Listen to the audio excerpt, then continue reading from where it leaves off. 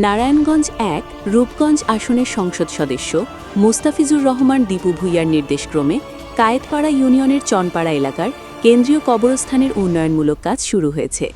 কবরস্থানটি নিচু থাকায় স্থানীয়দের দুর্ভোগ নিরসনে জরুরি ভিত্তিতে বালু ভরাটের মাধ্যমে এই সংস্কার কাজ হাতে নেওয়া হয়েছে।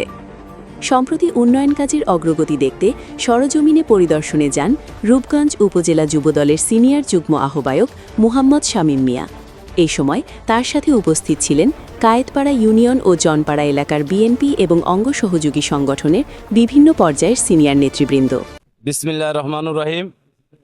আপনারা দেখতে পাচ্ছেন যে আমাদের যে নেতা মোস্তাফিজুর রহমান ভূঁইয়া দীপু ভাইয়ের নেতৃত্বে চনপাড়ার যে উন্নয়নের ধারা অব্যাহত আছে।